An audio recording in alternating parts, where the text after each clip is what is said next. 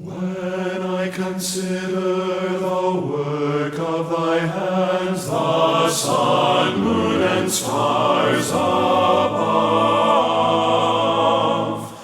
what is man that thou thinkest of him, who is so unworthy of thy love? O Lord, our Lord, how majestic is thy name, mountains, valleys, all creation tells thy fame.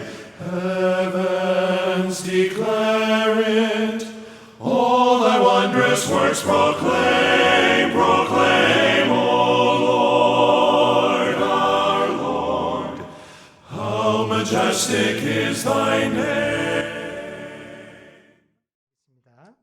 그런즉 이 일들에 대하여 우리가 무슨 말을 하리요? 만일 하나님께서 우리를 위하시면 누가 우리를 대적하리요?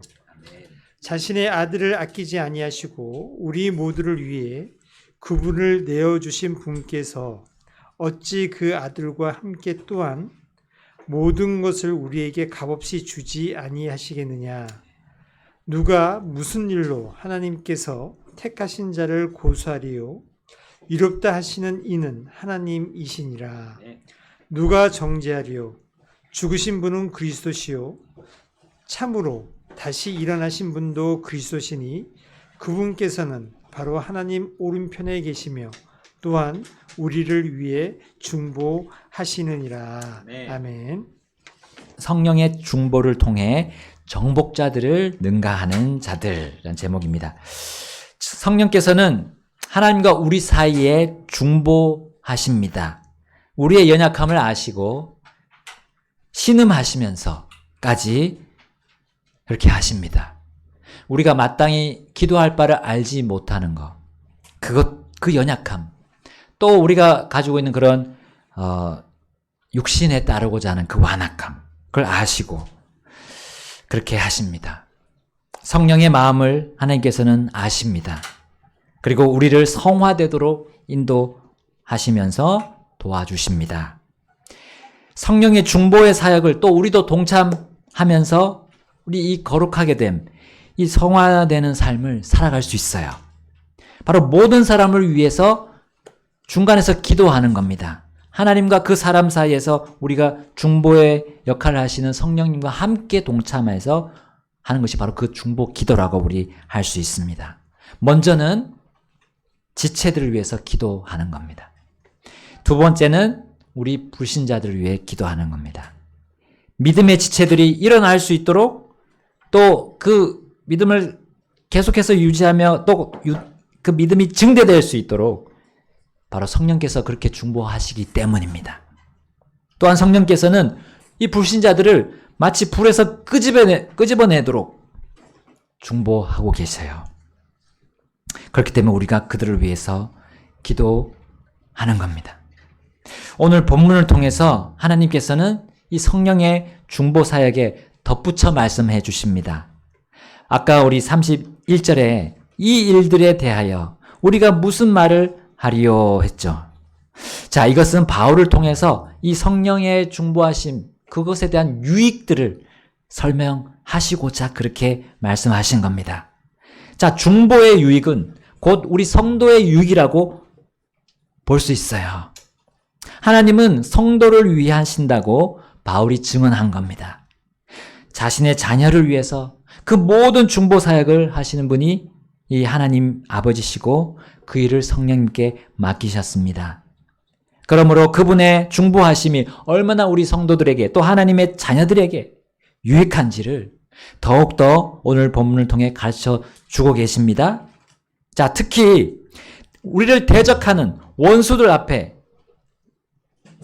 앞에서 우리 주님은 그 중보를 하시는데 그건 바로 승리예요. 승리를 선언해 주십니다. 자, 31절 뒤에 누가 우리를 대적하리요 하셨어요. 누가 우리를 대적하리요.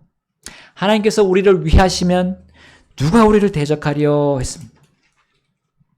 라고 말씀하시면서 성령은 육신을 이기는 힘이 자신에게 있음을 중보하심을 통해서 우리에게 가르쳐 주십니다. 또한 중보의 유익은 성도를 위한 모든 공급입니다. 공급을 해주시는데 모든 공급이래요. 자, 8장 32절 말씀 우리 함께 읽어보겠습니다. 자, 로마서 8장 32절 시작.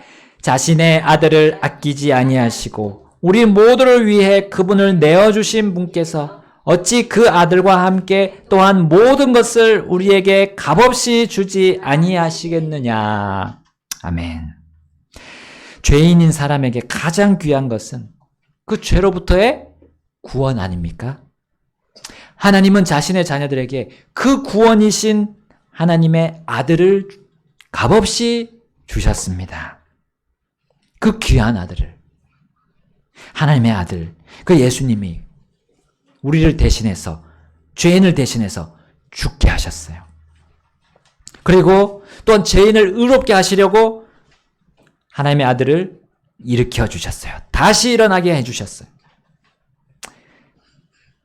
그렇다면 우리에게 가장 귀한 그 영의 필요를 채워주신 하나님께서, 하나님 아버지께서 그보다 비교할 수 없는 것들을, 비교할 수 없는 것들을, 가치가 그거보다 훨씬 낮은 것들을 채워주시는 것은 당연하지 않습니까? 우리의 모든 필요가 자신의 아들에 비하면 얼마나 별 볼 일 없는 겁니까, 사실. 그러나 그분께서 결코 그것들 아끼지 않으시고 다 우리를 중보하시면서 공급하신다는 사실. 그것을 믿는다면 여러분, 우리는 물질적인 필요에 신경을 쓰기보다 주님께 신경을 쓰게 될 것입니다.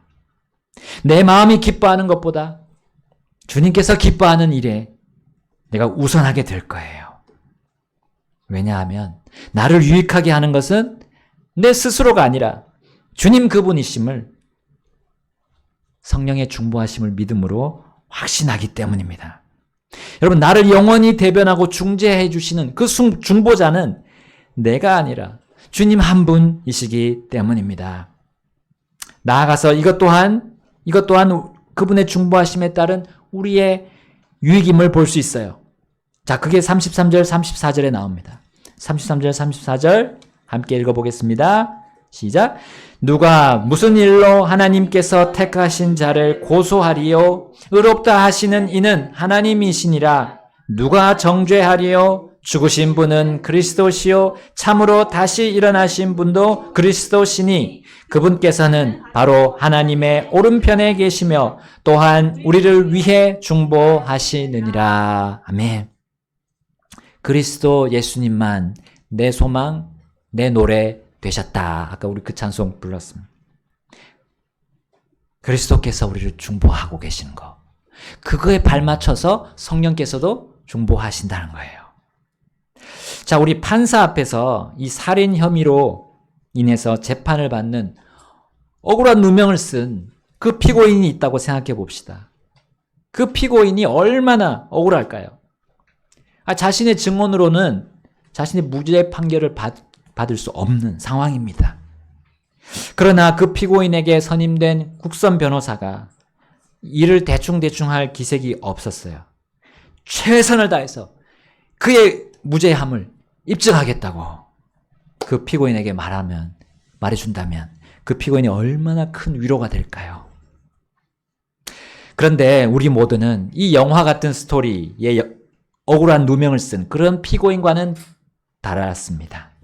우리는 정당한 영원한 사형에 해당하는 처벌을 받아야 마땅한 죄인들이었어요. 어떤 사람 변호사도 우리를 변호해 줄 수 없었습니다. 그렇게 고소당하고 정죄당한 이 상태에 있던 우리에게 완전하게 의로우신 분이 오셔서 너를 중보해 주겠다, 중죄해 주겠다고 오셨어요. 우리가 우리 죄값을 대신 그분이 담당해서 그 중보의 역할을 하셨다는 거죠. 그리스도께서 그 일을 하셨습니다. 여러분, 성령께서 성도를 위해 중보하심에 대한 그 시작이 어디 있습니까?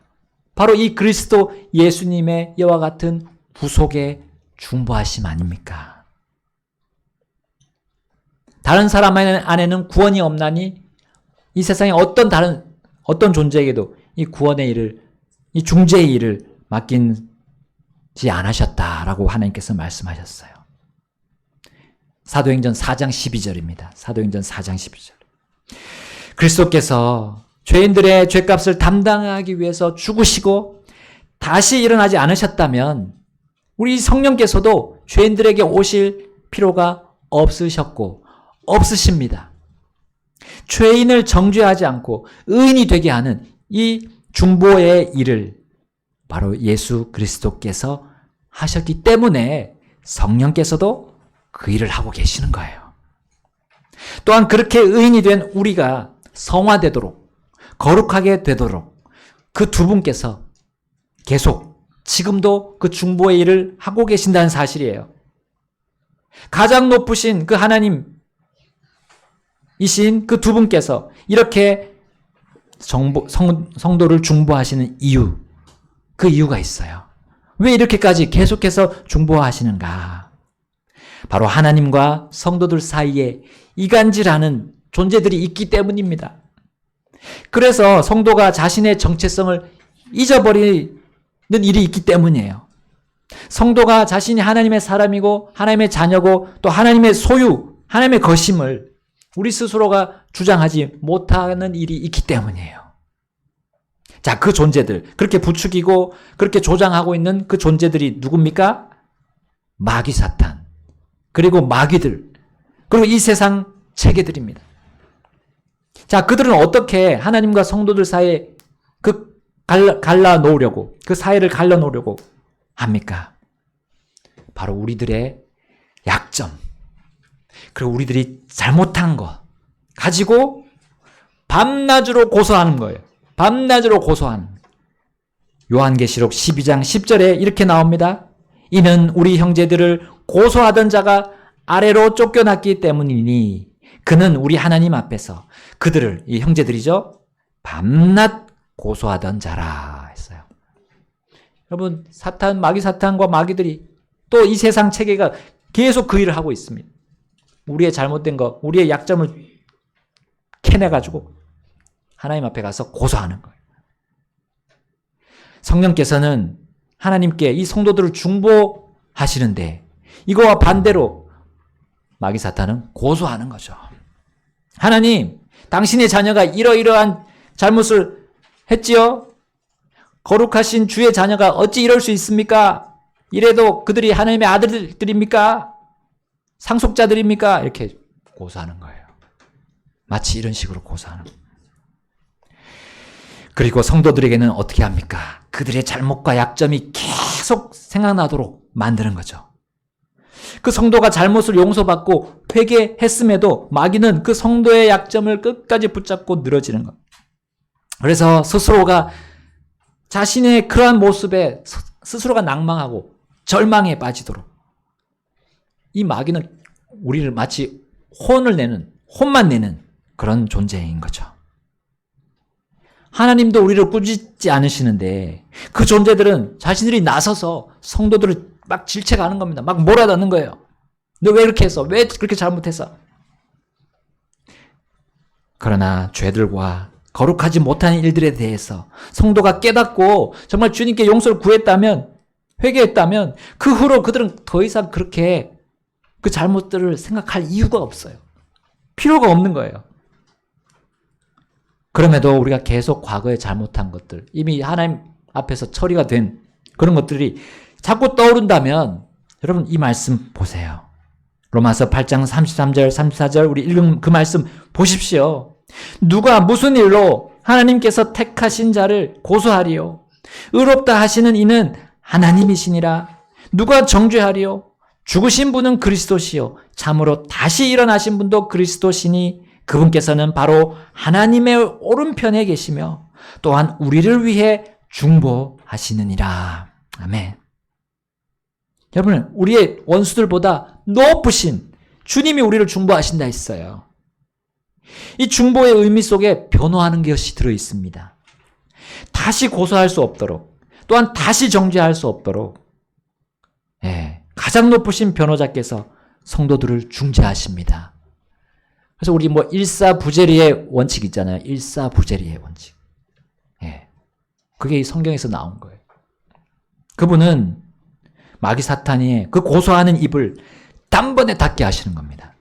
성도를 정죄하는 그 입을 단번에 닫게 하십니다. 명백한 죄를 범한 우리 어떤 여자가 고소를 당했잖아요. 정죄를 당했잖아요. 그들의 입을 단번에 닫으신 신뢰가 어디 나옵니까? 그 예가 어디 나옵니까? 요한복음에 나왔습니다. 요한복음에. 간음하다가 현장에서 붙잡힌 그 여자를 예수님께 데려왔죠. 그때 예수님은 단 한마디로 그들을 조용하게 만들지 않았습니까? 요한복음 8장 7절에 말씀합니다. 이에 그들이 계속 그분께 물으니 그분께서 일어나 그들에게 이르시되 너희 중에 죄 없는 자가 먼저 그녀에게 돌을 던지라 하시더라. 자, 이 한마디 말씀으로 어떻게 됐습니까? 그 여자를 고소하고 정죄했던 사람들 양심의 가책을 받았어요. 생각해보니까 자신들도 죄를 다 범했거든요. 그리고 그 고소와 정죄의 자리에서 하나 둘씩 빠져나가는 겁니다. 예. 그것도 순서대로, 예, 나이 순으로 예, 제일 연령이 많은 사람들이 먼저 빠져나가고 점점점 젊은 사람들이 빠져나갔어요. 결국 예수님과 그 여자 둘만 남게 되었습니다. 자, 여자는 이 과정을 통해 분명히 자신이 범죄했음을 인정하고 주님께 용서를 구했음이 분명합니다. 왜냐하면 사람을 완전한 공의로 심판할 수 있는 하나님이신 예수님이 그녀를 정죄하지 않는다라고 그 판결을 내렸기 때문이에요. 그리고 그녀에게 더 이상 죄를 짓지 말라 하셨기 때문이에요. 바로 이것이 그리스도께서 성령을 통해서 사람들을 중보하시는 그 모형입니다. 확실한 신뢰가 되죠. 그분이 무죄하다 선언한 일에 그 누가 다시 고소하겠습니까? 그분이 무죄하다고 선포한 그것에 누가 다시 정죄를 하겠습니까? 라고 바울은 이 주님의 성도를 위한 중보 하시는 주님을 찬양했어요. 여러분, 성도는 누굽니까? 오늘 하나님께서 그들 택한 자라고 하셨어요. 택한 자. 오늘 본문에서 두 번이나 반복하고 있습니다. 택한 자. 하나님께서 택하신 자라고 했어요. 여러분, 가장 높으신 분께서 택하신 그 자녀들이 성도 아닙니까? 택한 자들을 위해 중보하심을 그래서 우리가 성도로서 찬양하지 않을 수 있겠습니까? 우리를 택하셔서 거룩하게 되도록 중보하고 계신 우리 주님을 찬양하는 우리의 삶이 되기를 주님이 바라십니다. 이렇게 택함 받은 자녀를 그리스도께서 어디에서 중보하신다고요? 어디에서? 하나님 오른편입니다. 하나님 어디 계십니까? 가장 높은 하늘에 계시죠. 가장 높으신 하늘. 여러분, 거기는요, 우리 사람이 이 몸을 입고 갈 수가 없어요. 그 누구도 거기를 가서 하나님께 따지고 할 수 없는 자리입니다. 그 왕좌 아닙니까? 하늘 왕좌. 거기서 중보하고 계시다는 거죠. 그러니까 그 누구도 하나님의 중보하심에 방해를 할 수 없습니다. 그리고 그분이 중보하신 것은 반드시 성취됩니다. 그리고 영원히 성취되는 겁니다. 단 한 번의 실패도 없는 것이 중재자께서 가장 높은 하늘에서 하시는 중보입니다. 그러면 그리스도께서는 어떤 방식으로 우리를 중보하십니까? 앞에서 말한 것과 같습니다. 모든 성도들 안에 넣어주신 그 한 성령을 통해서 하십니다. 예수님이 직접 오셔서 중보하지 않으시고 성령님, 위로자 성령님, 진리의 영이시고 은혜의 영이신, 거룩한 영이신 그분을 우리에게 다 보내주셨어요. 주님의 자녀들에게 다 넣어주셨어요. 그분이 우리를 중보하십니다. 마귀 사탄의 성도를 향한 그 계속된 고소와 정죄를 이길 수 있는 유일한 분이 성령님이십니다. 영적으로 역사하는 이 마귀 그리고 세상 이 역사를 영적으로 대면하면서 이길 수 있는 분이 성령이시기 때문입니다. 그러므로 성도는 어떻게 해야 됩니까? 성령님께 자신을 맡겨야 합니다. 성령님께 나의 뜻과 나의 의지를 내려놓고요. 그분께 내 자신의 인생을 맡겨야 합니다. 그럴 때 우리는 오늘 본문을 통해서 보여주시는 중보의 유익들을 얻을 수 있어요. 분명히 내가 그걸 체험할 수 있어요. 나도 모르게 성령의 중보하심이 휙 지나가는 게 아니라 이게 나를 중보하시는 것이구나. 나의 신음에 같이 동참하시는구나. 내가 말할 수 없는 기도를 해주시는구나. 대신 이 성령님께서 해주시는 거를 내가 경험하는 겁니다. 그러면 그 안에서 어떤 걸 경험합니까? 우리 주님의 사랑을 더 풍성히 경험하는 거예요. 이 바로 중보하심의 유익들 가운데 마지막이 우리가 고난 가운데 느낄 수 있는 주님의 사랑이기 때문입니다. 자, 우리 35절부터 38절까지 함께 읽어보겠습니다. 제가 먼저 35절 읽겠습니다. 누가 우리를 그리스도의 사랑에서 떼어놓으려 환난이나 곤경이나 핍박이나 기근이나 벌거벗음이나 위험이나 칼이랴.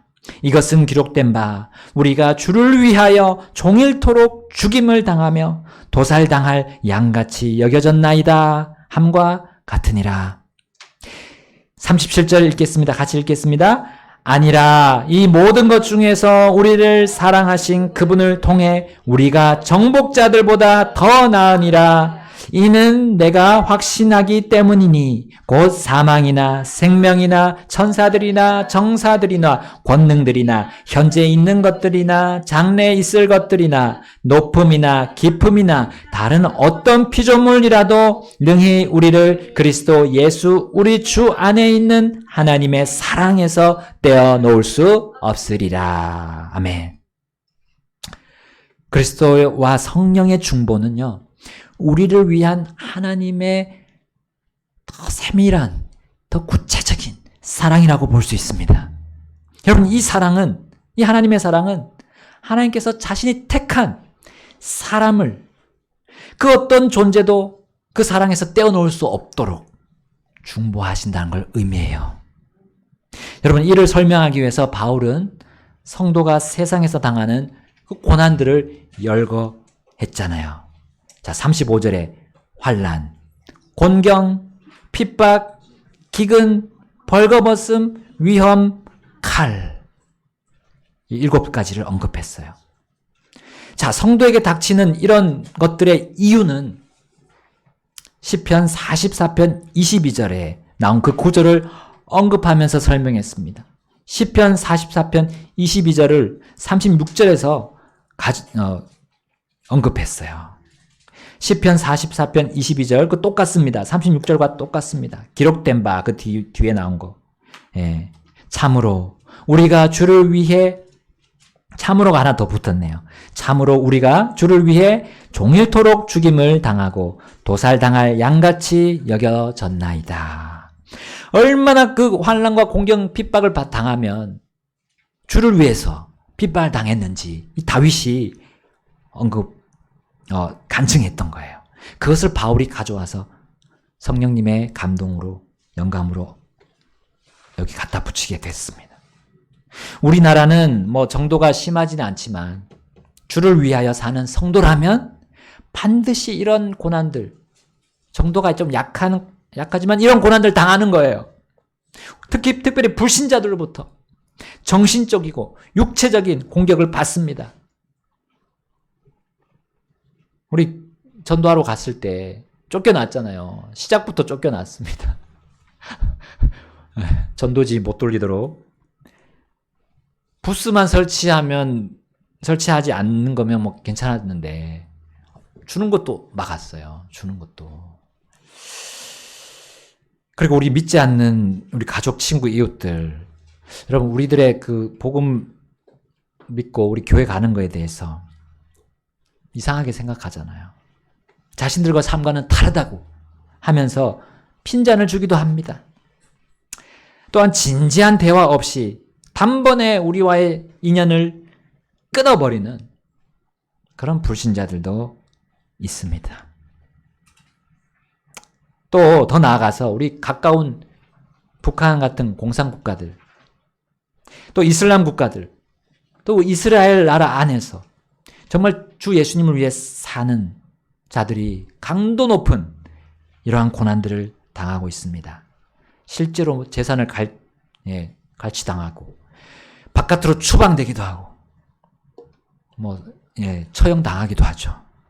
또한 테러로 인해서 살해당하는 일도 있습니다.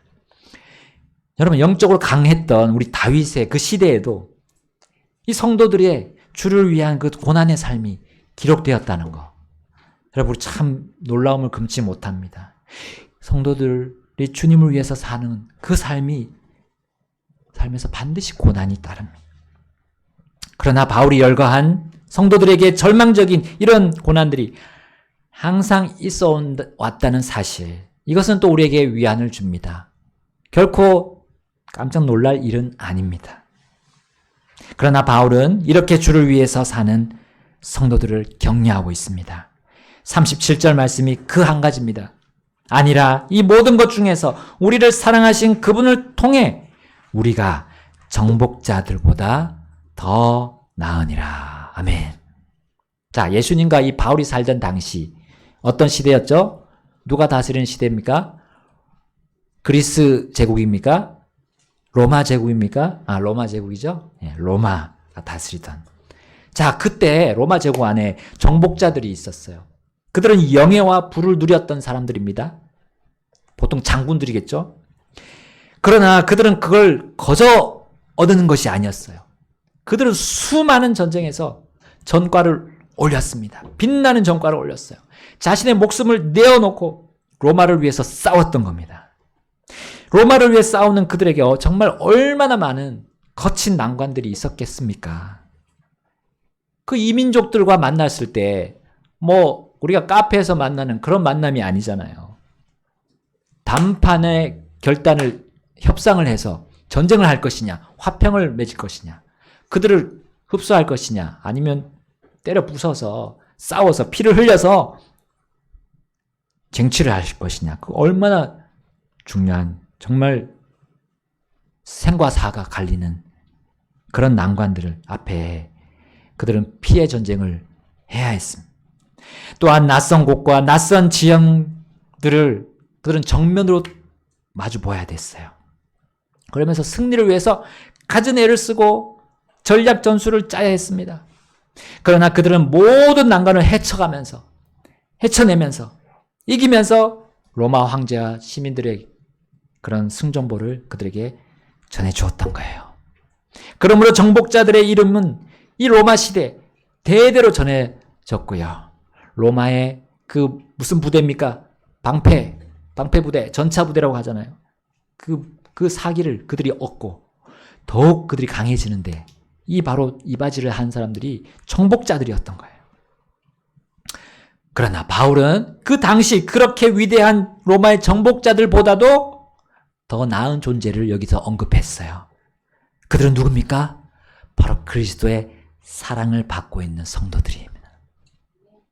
그리스도와 성령께서 중보하시는 주의 자녀들이 그 위대한 정복자들보다 낫다라고 표현했어요. 바로 우리를 사랑하신 그분을 통해서 바로 그리스도, 그리고 우리를 중보해 주신 그리스도와 성령을 통해서 우리는 그들보다 낫다 했어요. 그 성도들은 그리스도의 사랑에 중보하심으로 삽니다. 그 사랑으로 그분을 위해서 살아가는 거예요. 내 지혜나 내 어떤 계획이 아니라 그분이 나를 중보해 주신다는, 그분이 주신 그 사랑으로 그분을 위해 그냥 내어놓는 겁니다. 헌신하는 겁니다. 로마서 8장 39절 우리 함께 읽고 정리하겠습니다. 8장 39절 함께 읽겠습니다. 시작. 높음이나 깊음이나 다른 어떤 피조물이라도 능히 우리를 그리스도 예수 우리 주 안에 있는 하나님의 사랑에서 떼어놓을 수 없으리라. 아멘. 성도는 이렇게 완전하신 하나님의 사랑, 바로 그분의 중보하심에 자신을 맡깁니다. 그렇게 산다면, 그렇게 주님을 위해 산다면 그는 결코 패전할 수 없어요. 그 누구도 하나님의 사랑에서 떼어놓을 수 없음을 확신하면서 주님을 위해 산다면 그 성도는 늘 주님 앞에 승전보를 올려드릴 겁니다. 로마의 정복자들보다 더 나은 승전보를, 바로 이 승리의 찬송들을 올려드리게 될 겁니다. 우리 그러한 승전보를 주님께 드리지 않겠습니까? 주님의 중보하심에 다 맡깁시다. 바로 성령의 중보하심입니다. 이 시간 우리 다 같이 주님 앞에 나가셔서 개인 기도하시겠습니다. Heavens are telling the glory of God. Each tree points to Christ on high. Why would God, the Creator of all, take the form of lowly flesh to die?